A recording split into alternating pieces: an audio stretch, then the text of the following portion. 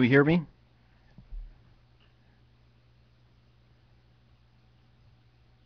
How do I sound? Good? Good? Cody? I'm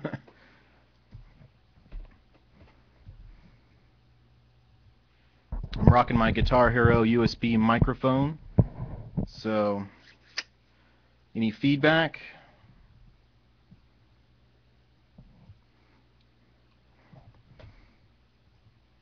Sweet, thank you. Thanks, Nick. Tom. First off, I'd just like to, before we get started, I'd like to say my cat is up, and she is enthusiastic about the talk. I'm a kind of a Montessori type when it comes to kids, people of all types, and cats, so if she decides to interfere, I will just work around. So that's just my nature. All right.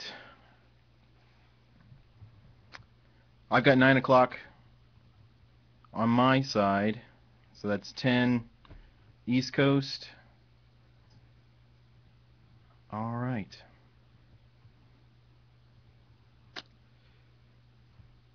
Let us begin. That's correct, Tom. Okay. I got a lot of stuff to cover. I tend to talk very fast, so I'm going to try to slow it down, so I don't know how much that's going to affect my time on reading my presentation. So I'll just go ahead and start.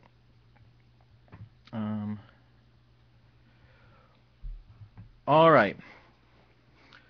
Polycentric approaches to anarchist ends. Let us begin with 3 thematic quotes, with 3 circles I hope to square. An impression has gone abroad that I engage in forming societies. This is a very great mistake, which I feel bound to correct.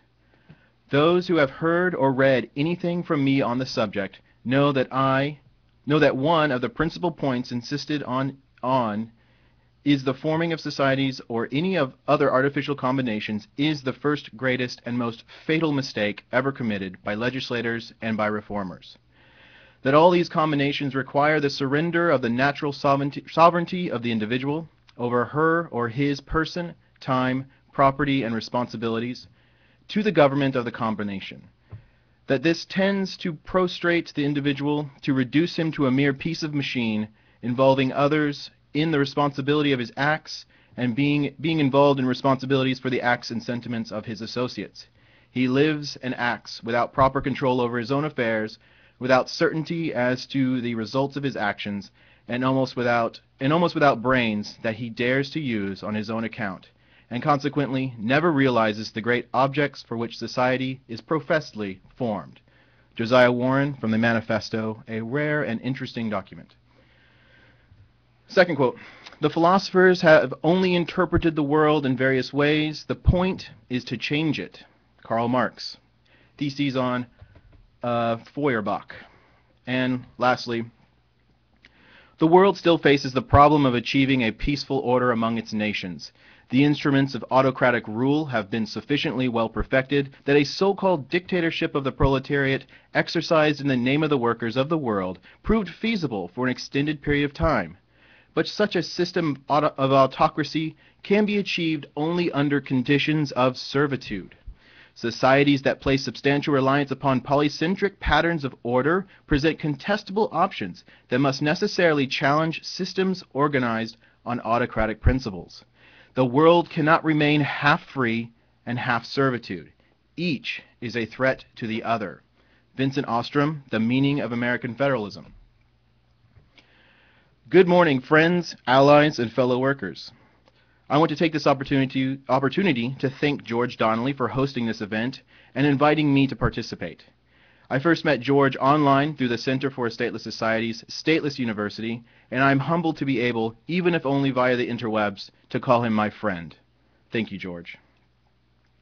My talk is written out. I will be reading it aloud, so please hold any questions or comments directed to me till the end. My name is James Tuttle. I'm a left libertarian market anarchist. I do development work for the Center for a Stateless Society and the Black Vanguard. I'm an instructor for the C4SS's Stateless University Introduction to Anarchism course, Bravo section. I am an organizer for the Tulsa Anarchist Meetup, one of the coolest groups out there. Co-editor of the Left Libertarian Journal Alliance, a friend of Corvus Editions, and a dues-paying fellow worker of the Industrial Workers of the World.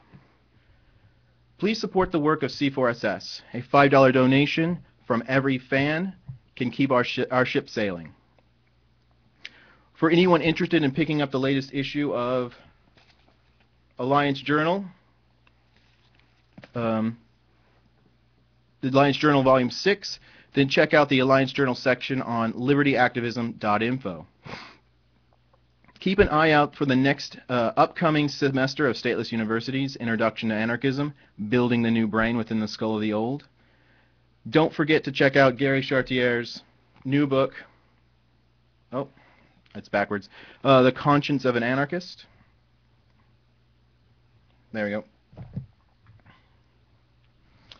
The Conscience of an Anarchist. And last but not least, for anybody interested in the weird, wonderful, and refreshingly relevant, that is, radical and anarchist history, then pick up a selection of pamphlets from Sean Wilbur's Corvus Editions at corvusdistributions.org. Endeth the promotions. Okay, I'm sorry. All right. Specifically, I'm here to talk about polycentric approaches to anarchist ends, but generally, this talk is a kind of love letter from me to Chris Scabaria, Kevin Carson, Vincent and Eleanor Ostrom, and Alvin Gouldner. Within the last 4 years, this handful of thinkers has decisively changed my mind on matters of means, methodology, and social ontology, all the while strengthening my resolve that anarchism is the only political arrangement congruent with human flourishing. In the end, my talk will most likely be categorized as a boring, unnecessary, theory-laden cheerfest, merely pointing out how awesome the other wonderfully practical and tactically important all the other presentations featured here on Agora.io are, or were. I especially enjoyed Rave, Underground Culture, and Agora. Check it out. I digress. And I'm more than okay with this boring categorization. Let me see how I'm doing. Still sounding good? Okay.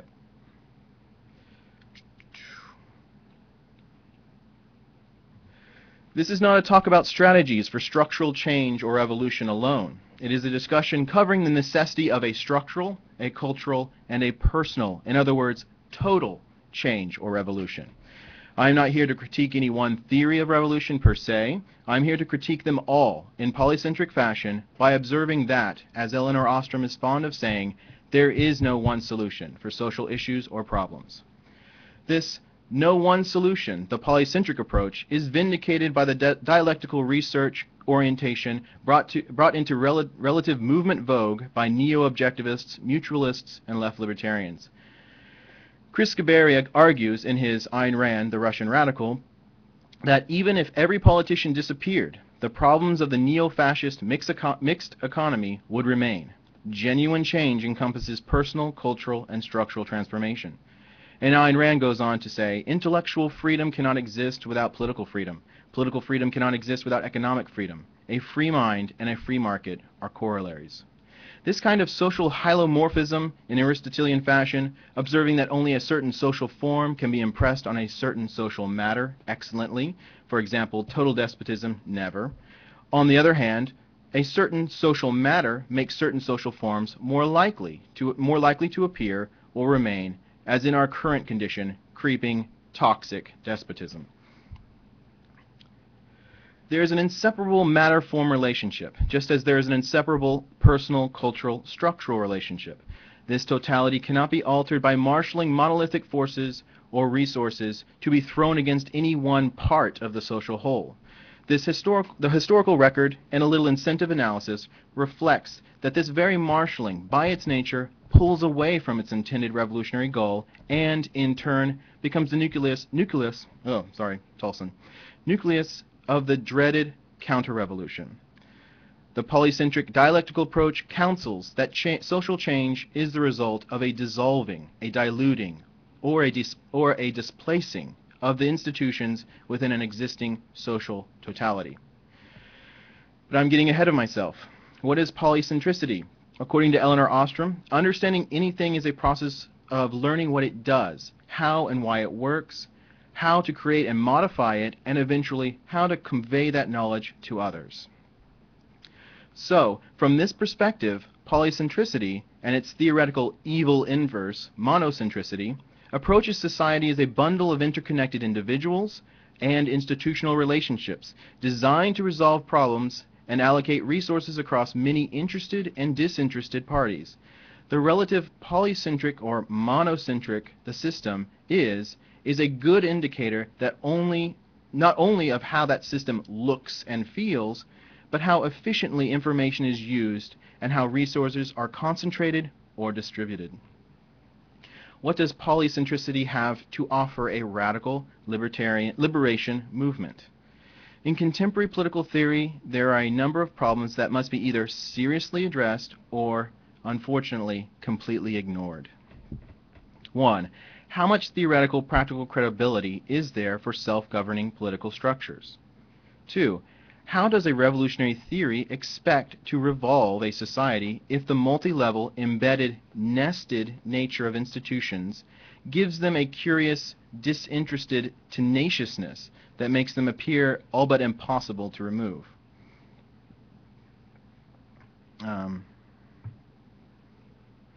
remove. 3. What is the status of local knowledge? How does it affect policy decisions? 4. How does an ideology remain objective when everything, theoretically, seems to be pointing towards subjectivity and pulling away from objectivity? The first issue, credibility. According to Michael D. McGinnis and James M. Walker's paper, Foundations of the Ostrom Workshop, Institutional Analysis, Polycentricity, and Self-Governance of the Commons, quote, the basic idea of polycentricity is that any group of individuals facing collective problems should be able to address that problem in whatever way they best see fit. To do so, they might work through the existing system of public authorities, or they might establish a new governance unit that would impose taxes on members of that group in order to achieve some common purpose, including monitoring and sanctioning of individual contributions. Either way, groups should first try to solve their problems themselves rather than immediately turning to some government unit for an authoritative or perhaps coercive decision. One thing that Elinor Ostrom's work can offer to the anarchist or emergent order theorist, besides the recognition that her 2009 Nobel Prize pulls, is a hardcore, empirical, and in-depth case study model. Emergent, spontaneous order theories nowadays can be used to explain the complex organization and development of life, markets, cells, information, cooperation between disparate, even hostile parties, even the universe. But now, thanks to Ostrom's work, we can explain the dreaded commons.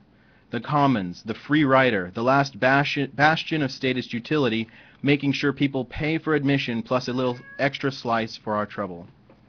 My cat is now awake and fully engaged with me in this talk. Okay. The work of Elinor Ostrom, the Bloomington School, and the Indiana University's Workshop in Political Theory and Policy Analysis offers data, research, and models for understanding and explaining how and why common pooled resources like groundwater, irrigation systems, forestry resource management, and policy services can be brought into production and preserved without a centralized authority. Continuing with McGinnis and Walker's paper, upon their arrival in Bloomington, the Ostroms were intrigued by a long-standing political debate over metropolitan organization that has just come to a head. In 1969, city and county governments in the Indianapolis metropolitan area were consolidated into a single government called Unigov. However, this consolidation was incomplete, in the sense that a few suburban municipalities elected to remain outside of this new arrangement. Thus, these social scientists had a unique opportunity to compare the production of public goods and services by large and small agencies serving consolidated and non-consolidated communities that were virtually identical in all other ways. In a series of related research projects,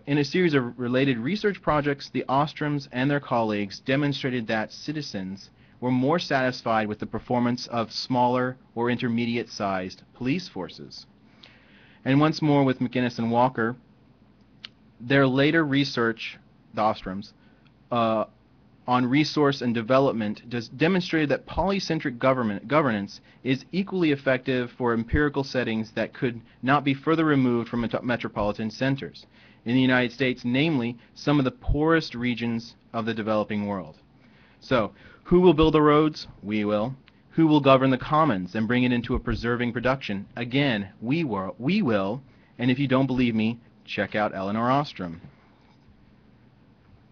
The second issue, nested institutions. According to Count Destutt de Tracy, then again, just to remind you, I'm from Tulsa, so some of my pronunciations of names will be less than ideal. Quote from de Tracy, quote, "Society is purely and solely a continual series of exchanges. It is never anything else in any epoch of its duration, from its commencement, the most unformed, to its greatest perfection. I am sorry to disagree with the Count, but by pointing out that society is much more than this. The society is much more than this. Society is a dialectical relationship between individuals, embedded in a web of nested institutions. For example, Elinor Ostrom explains in her book Understanding Institutional Diversity that, broadly defined, institutions are the prescriptions that humans use to organize all forms of repetitive and structured interactions, including those within families, neighborhoods, markets, firms, sports leagues, churches, private associations, and governments at all scales." The sociologist Alvin Gouldner defines institution in his textbook Modern Sociology as a societally prescribed system of more or less differentiated behavior by means of which recurrent problems are resolved. And Arnold Toynbee, in his A Study of History, adds that the social relations of human beings extend beyond the furthest possible range of personal contacts. These impersonal relationships are maintained through social mechanisms called institutions. Without institutions, societies could not exist. Indeed, societies themselves are simply institutions of the highest kind. The study of societies and the study of institutional relations are one and the same. Institutions not only have an external shaping or directing quality, but they also require an internal individual projection and reaction.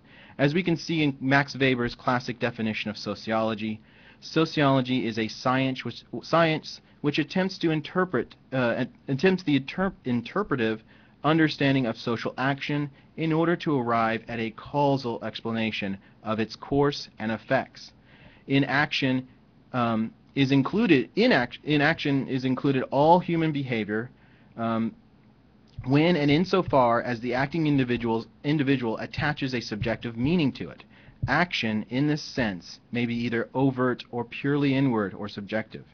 It may consist of positive intervention in a situation, or a deliberately refraining from such intervention in a situation, or passively acquiescing in this situation.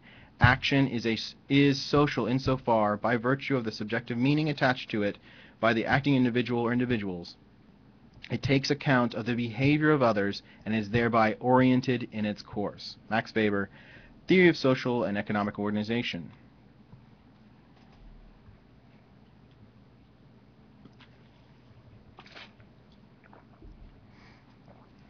These institutions are also nested. They are interconnected, complementary, or redundant across the social totality. Chris Skyberia explains this dialectical quality in his Ayn Rand, The Russian Radical. Quote, "While it is possible to abstract and isolate the personal level of psychoepistemology and ethics, the cultural level of linguistics and ideology, and the structural level of economics and politics, these various aspects, it must be understood that they are interrelated constituents of a single totality. Each is internally related to and implicit in the others. Each level incorporates personal, cultural, and structural dimensions. Each level is a relation between people. Thus, The codependency relationship of master and slave of the personal level is reproduced on the cultural and structural levels. The distortion of concepts and language provides ideological legitimation for the codependency relationship and for the structural context within which it occurs. And the sustenance of the predatory state requires individuals whose autonomy has been fundamentally thwarted and whose conceptual and linguistic practices have been distorted. Enough quotes. Let's take a practical example, the handshake. Let us imagine that the success of revolutionary market anarchism is dependent on removing the handshake from our institutional vocabulary. How do we do it? If this sounds at first ridiculously impossible, then don't be alarmed. This only means that you are still sane. If removing the institution of handshaking sounds hard, reconsider our goal, agora. The success of revolutionary market anarchism is dependent on, in a manner of speaking, removing the state, a mega-institution, from our institutional vocabulary. Don't despair. The state can be removed, and in a similar, though more complicated fashion, as we would remove the handshake with polycentrism. By dissolving it by introducing alternatives in degree, by diluting it by introducing alternatives in kind, or by displacing it by creating and growing a space where that institution, the handshake or the state, is prohibited as a condition of entrance and participation. Institutions cannot be magic buttoned out of existence or voted away, for similar reasons why prohibited substances cannot be magic buttoned or out of existence or voted away. Let me check to see how I'm doing.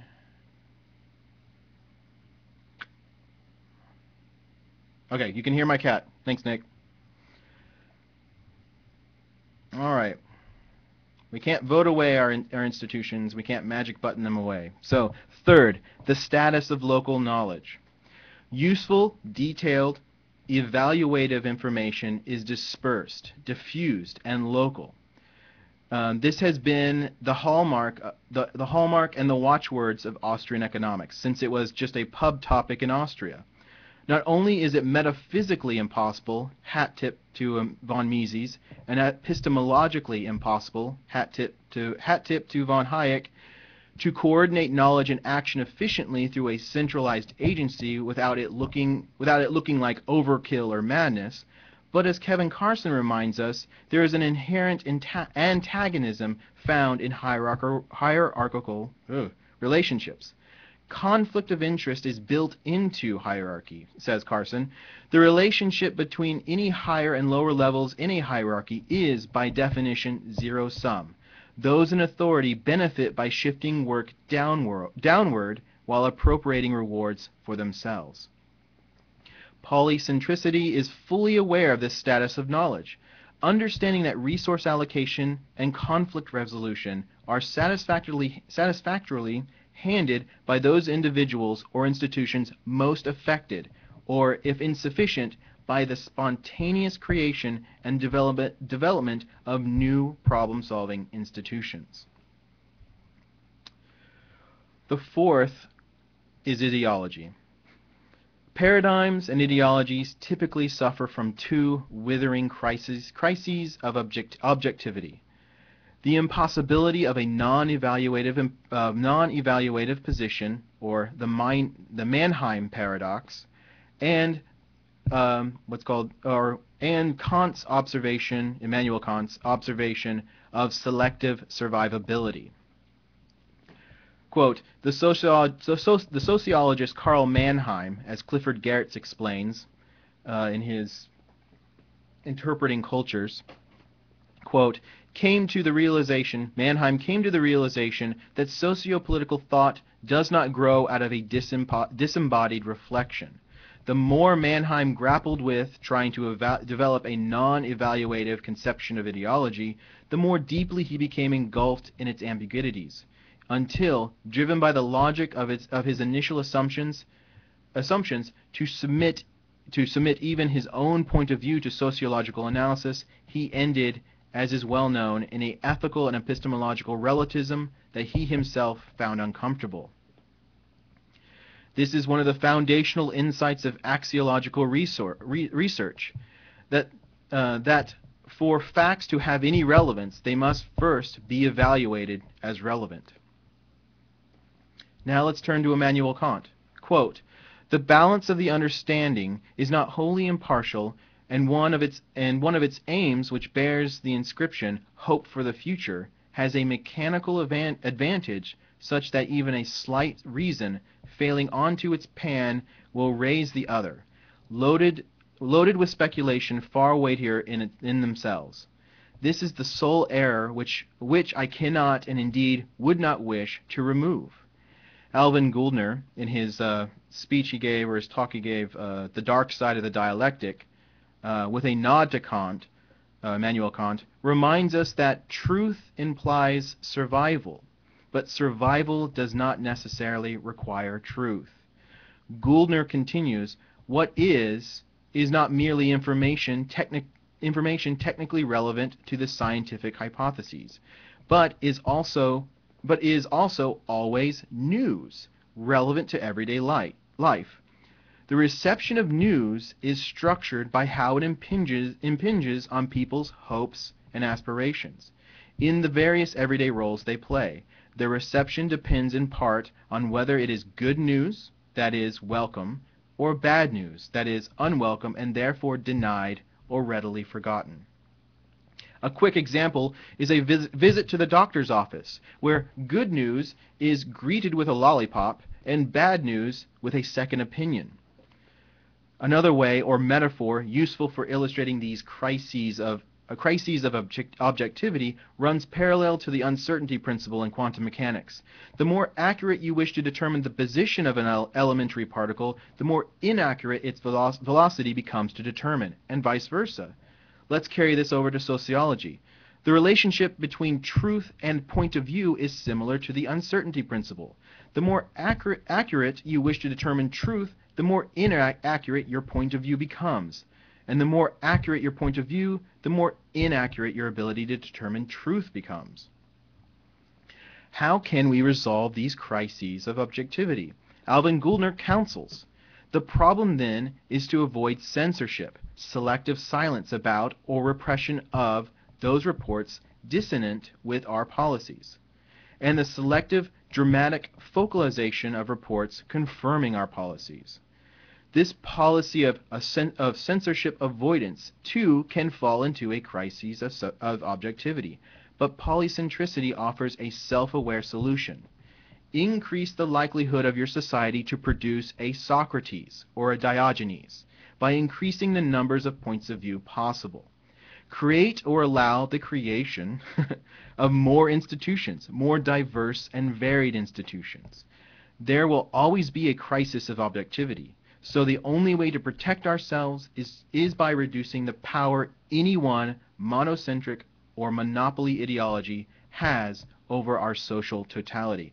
Bring forth dissent, debate, discussion, demands of check your premises, and declarations of I call bullshit." In conclusion, very early, I've talked faster than I clocked myself here earlier. In conclusion, Ostromite polycentricity not only offers a powerful and resourceful critique of the status quo as we know it, but allows us to critique any and all status quos. Any attempt to streamline a problem, to skip over all the messy stuff in order to fast-track a solution by deferring to authority, is a road to ruin. That messy stuff are real human beings trying to live honest, meaningful, productive, free lives. Your statist fast track is the aggression of superstratification, the oppression of superincumbency, and the bleak, war-torn future of perpetual Higgsian crises. Let's keep the mess. Let's take it slow. Let us finally, as Benjamin Tucker said, see that the state is antagonistic to society, and society being essential to the individual's life and development, the conclusion leaps to the eyes that the relation of the state to the individual and of the individual to the state must be one of hostility, enduring until the state shall perish. Thank you, and Excelsior. So I have, I can open it up for questions. I also have um, some extra stuff that I kind of was thinking about how to apply other aspects of polycentricity.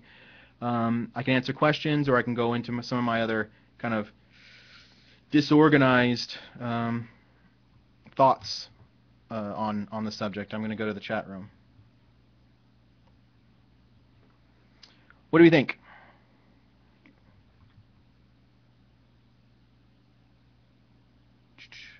The Mannheim paradox.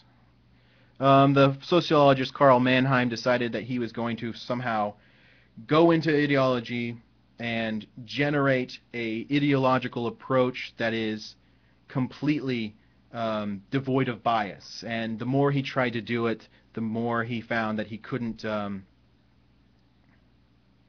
more he couldn't get away from his own biases. The more he developed a kind of relativism that made it impossible for him to to even begin research. So, besides the municipal employee consolidation study you mentioned, can you provide other real-world examples of polycentricity? Real-world examples. Okay, so I'm very nervous. So, sure. I mean, just the way local groups operate to solve problems. Like, for example, a very basic one was, how do you determine where you and your friends want to go to dinner or something like that? So one way, you don't appeal to an external authority. You either fall back on an institution like voting, like majority rules. Let's go to this one pizza place over this hamburger place. And if that doesn't work out, then in some circumstances it's sufficient, but in some circumstances you will generate a new method to determine how to decide where to go to eat so that everybody is relatively happy. So Darian Warden got kind of late, going to have to watch the archive too. Okay. I do have some other extra thoughts on this, so I'll just go into that. So I was trying to explain how agorism and polycentricism can work.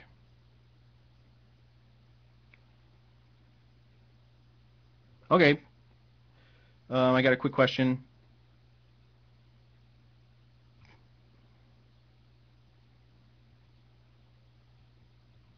Sorry.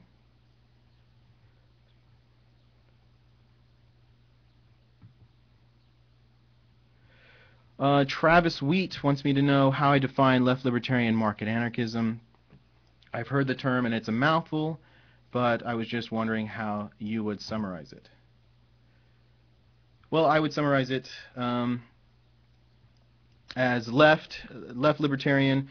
I regard left and lefty kind of virtues as inclusivity, democracy, and some of the radical participatory democracy that is aware and suspicious of exclusive practices. You want people to be part of the democracy for the democracy. You want people who are affected by the decisions that you would be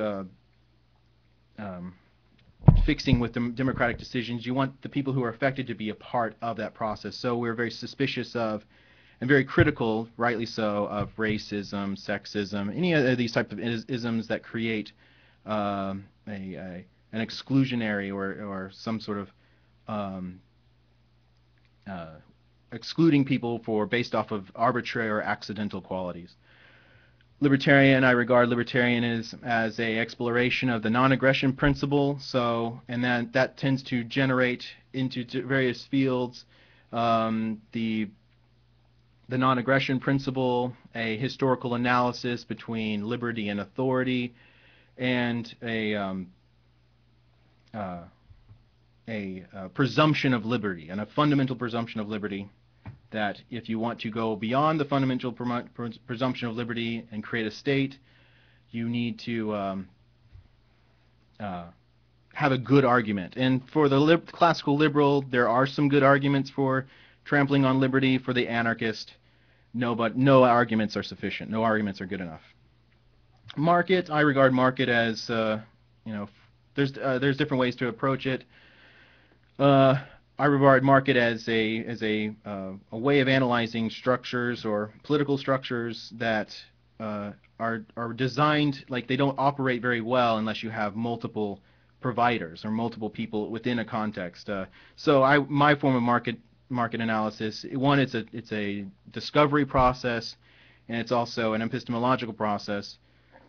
But I'm very skeptical of any version, whether natural or unnatural, where there's monocentric qualities to it, where there's fewer sellers or fewer buyers. And anarchism I just regard as, in very basic, I regard it as a hypercritical culture of cultural discourse. I look at the anarchist and the culture of anarchism just to be hypercritical. I regard anarchism as asking three fundamental questions and asking them over and over and over and over again without end. Is that really liberty? Is that really equality? And is that really solidarity? So all the different schools that generate from this hypercritical culture is where they tend to stop asking these questions. So typically, the individual anarchist would say something similar to, but not always, that where it becomes ridiculous to say, is that really liberty, is with the choice of the individual, where that, something like that. So I think the nature of anarchism is so hypercritical that there's no one stopping point. That a healthy, flourishing, resilient anarchist culture respects no boundaries. It just keeps asking these questions. Is that really liberty? So if you say, yes, this is liberty, the anarchist just comes back and says, no, is that really liberty? So it becomes kind of self-correcting, but kind of form of madness. But it's a good madness. One thing I thought was really interesting in my preparation for this was thinking about culture. Like, you have the Skiberian or the Chris Skiberia and Ayn Rand kind of analysis of dialectical culture, where you have politics and ideology and ethics all kind of flowing in and out of each other. And so some of the things that I thought were interesting when I was preparing this, like, for example, I regard agorism and polycentricity. Agorism has a great way of finding the spaces in between these structures, in between these cultures, or in between and their relationship to each other. Agorism finds these spaces and uses and brings them into productivity.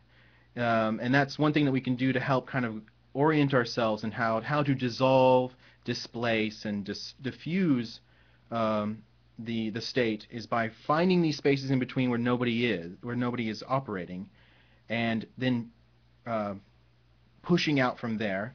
There's also a term I like to use called economic entryism, and where you move into a black market that's already existing, whether it be drugs or however you want to define it, within the purview of black markets, and you bring black flags to the black market. You want to make the quality, the nature of that institution or that organization more libertarian. So that's one way you enter in that market, and then you enter in that black market, and you start to bring the thoughts, you bring to it justifications and class consciousness that is agorist based. Some thoughts on some strategic questions of the past. Are there any other questions in the room? Sure, there are way more definitions of democracy than majoritarianism. So yes, Darian, I regard direct, local, and participatory democracy as the kind I find much more interesting and much more fruitful for discussion. The further away you get from local, the more indirect and the less participatory or representative the democracy becomes, the more monocentric it becomes, and the more likely, the more statist it becomes. The character of it becomes the look and feel of it becomes more authoritarian. It becomes more aggressive and more violent. So some thoughts on some strategic questions I thought I might have a chance to bring in. If we go to the First International, it was an international that that the Boston individualist anarchists actually participated in, like William B. Greene and Stephen Pearls Andrews. They this was an international that a lot of the radicals were participating in, but it was kind of overshadowed by Marx and Bakunin. Marx was presenting forth a platform for the First International to the goal of the International should be to organize and marshal forces to take over parliamentary procedures, to get into the parliament to set up a dictatorship of the proletariat, and that this would help alleviate the woes of the working class. Bakunin, the collectivist anarchist, brought with him the strategy of Kropotkin, that we should be agitating and struggling at the point of production, at where the rubber meets the road, not at the high levels of the high levels of politics or the commanding heights. And I think polycentricism would, and I think history bears out that that Marxism, the strategy that Marx put forward has not worked. It didn't accomplish the goals that he said it would, and that I think polycentricism gives us a good reason to favor the Bakunin approach, that we keep it local, we stay at the point of production, and we agitate there. The marshalling of monolithic forces and resources tends to either be virtually impossible, and if so, it just creates an incentive structure to not accomplish its goal, but to maintain itself.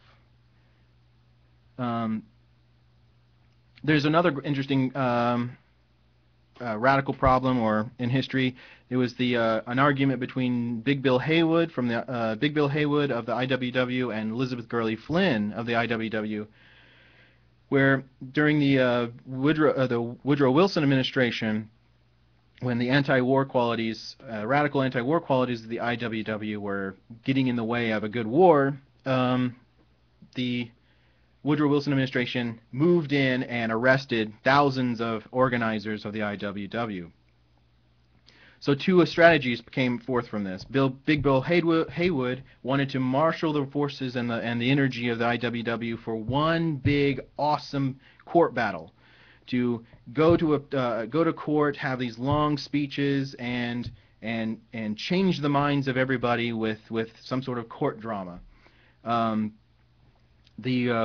rebel girl Elizabeth Gurley Flynn wanted to use the local procedures of the municipalities, the court municipalities, to get out of jail as quickly as possible. Use every type of statute that you can use in your favor so that you can get on bail and get out of the jail. Don't engage them in the courts. That's their territory. Get out of jail and go back to organizing, go back to agitating, go back to creating alternatives for the working class. If we look at history, Big Bill Haywood, had a great, grand court battle that he lost. Thousands of dollars, millions maybe. All of these resources, all of this hope, all of this energy went into winning this court battle for nothing. And Big Bill Haywood had to flee the country. Elizabeth Gurley Flynn continued organizing down at the local level, at the point of production, where you can meet and greet the worker and energize them. So I think, since history, we don't know exactly what would have happened. I think with using polycentric analysis, we can side with Bakunin and we can side with Flynn, and then this can give us a good way of approaching the problems that we have today. Another interesting book. Let me see if there's any questions. Question about a state and society. Is it more complex than a simple antagonistic relationship? Oh, well, that's just flowery language from Benjamin Tucker. So it's definitely more complex. I agree, but sometimes we need some theater. So I recommend reading Claire Wolfe's book, 175 Things You Can Do Till the Revolution. Um, the Freedom Outlaws Handbook. In it basically she gives you a ton of practical things you can do to monkey wrench the system.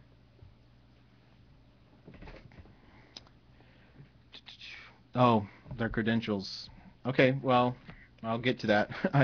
I'll do that from now on. I apologize. If anybody wants any of the information or links to any of the documents I've quoted, email me at james.tuttle, Tuttle, at c4ss.org.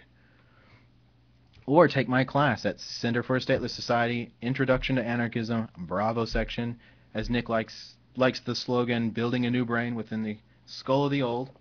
But the Freedom Outlaws Handbook not only offers little practical advice on little things you can do to monkey wrench the system, Claire Wolfe also looks into types of agitation, types of activists. She says, the freedom outlaw is loosely somebody who cares so much about freedom that he or she will go after it regardless of any laws or regulations. Regulations blocking the way. Will go after it personally. Not petition for it, not write letters for it, not vote for it, but go for it. The ghost then she starts to go into different types of activists. She talks about the ghost. Slides through the world with minimal visibility. You may live without official papers. You may live without official papers and do all that implies living outside of databases, credit reports, forms in triplicate. The ghost lives on the margins in the spaces where good little citizens do not go. The agitator. Excuse me. The agitator.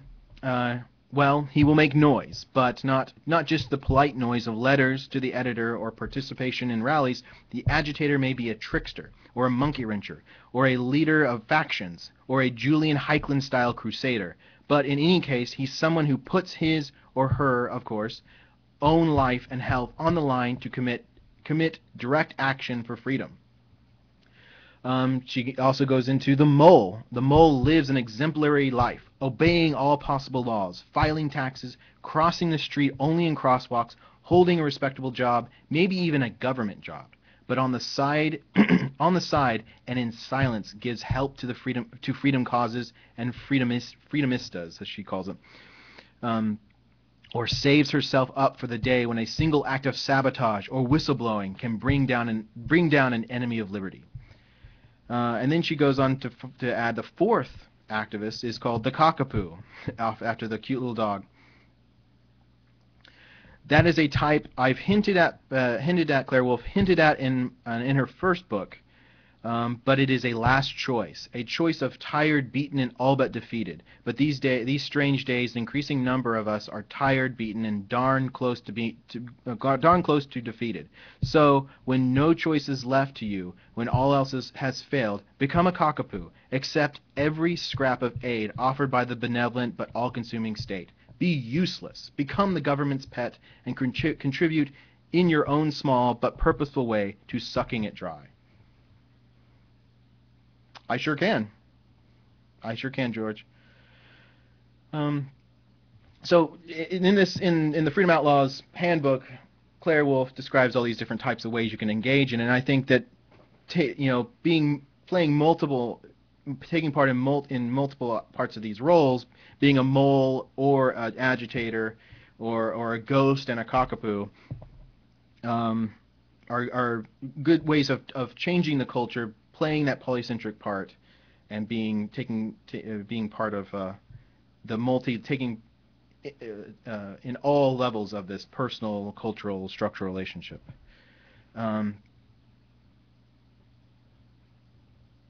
And one more thing I think I wanted to talk about real quick is aesthetics. Aesthetics and different types of activists, this kind of slow shift from one type of activist to another type of activist that I call an assertivist. Real quick quote from Crispin Sartwell's Political Aesthetics. Crispin Sartwell is a professor of philosophy and political science. He says, a very interesting book, Political Aesthetics. He says, not all art is political, but all politics is aesthetic. At their heart, political ideologies, systems, and constitutions are aesthetic systems, multimedia artistic environments. The political content of an ideology can be understood in large measure actually to be identical with its formal stylistic aspects. It is not that a political ideology or movement gets tricked out in a manipulative set of symbols or design tropes. It's that an ideology is an aesthetic system. And this is what moves or fails to move people, attracts their loyalty or repugnance, moves them to action or to apathy. I think this is a very interesting analysis. And I would like to offer, this is me now. I would like to offer a strategic distinction between what is usually called activism and the overlapping yet isolatable assertivism. The activist, one who engages in activism, can be understood as an artist attempting to achieve artistic ends, whether for purely personal or extrapersonal reasons, through a selective recreation of reality involving an interplay of artist, craft, and audience. The metaphor of the theater, or the theater turned inside out, I think best communicates this idea. In the theater, the artist attempts to offer a compelling glimpse of a hyper-reality, whether actual or potential. The audience, the stage, and even the artist occupy a collective shared space that after a span of suspended real time ends and then disperses. An afterimage, if done well, remains upon the soul, but the space, the theater, is destroyed. This articulation allows the activist to reflect upon their activity, refining their craft, but it also allows criticism, whether unwanted or unappreciated. Now, criticism can be leveled against the wholeness, harmony, clarity, and relevance of the activity without rejecting the intended goal or activism in general. The rallies, the protests, the sit-ins, the marches, and the strikes can now be understood, approached, and improved upon in the same way as a theater production, a musical performance, or an art gallery presentation. But in the end, the activist can also be understood as someone who can leave the art, the hyper-reality, and comfortably rejoin unaffected reality, to pick up the craft, the protest sign at another time before the next war. Then he takes me to the assertivist. Let's see. This leads me to the assertivist, one who asserts. The assertivist has crossed a line in their soul, come up against a wall in their life, or has stumbled into a new existence, forever unable to return or partake in the familiar status quo. The assertivist is a fighter and a builder, a trailblazer, and, if need be, a loner. For the assertivist, the new world is the only option. It is a conscious choice for a life of struggle over slow, closeted suicide. When the activist leaves the stage and returns to the original persona, the assertivist remains on the stage in a costume that has become their skin, unable to go back, because the other reality is horror and oppression.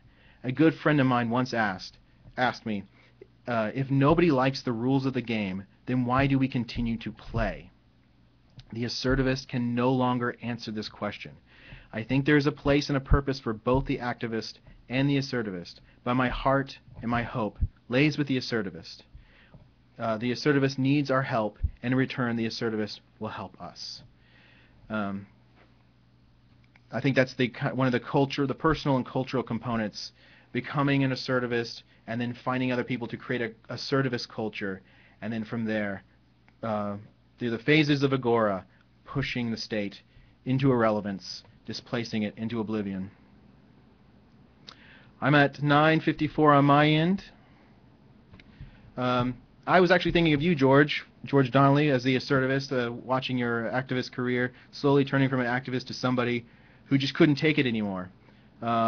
Willing to go, put themselves on the line, unable to go back to comfortable reality, and having to carve out this space and live there forever because there is no other option. So, thank you for that, George. I thought so. All right. Well, I appreciated this. I enjoyed the opportunity to do this. I apologize if my manner of speaking and my research wasn't as documented, but I really enjoyed it. I hope to partake in other sessions of the Agora I/O. Um, Always happy to do so, and please check out the Center for a Stateless Society. Donate, donate, donate, please. We just need micro donations. If everybody donated $5, we can keep paying the bills. And also, you can pay the bills by joining my class at Stateless University, Stateless um, uh, Introduction to Anarchism, Bravo section. You'll get more of this type of talk, and I'll help you in any way I can. So, oh yeah, and any of the documents that I have like over 20 or so PDF versions of any of Ostrom's work or polycentricism's work, the work on polycentricism.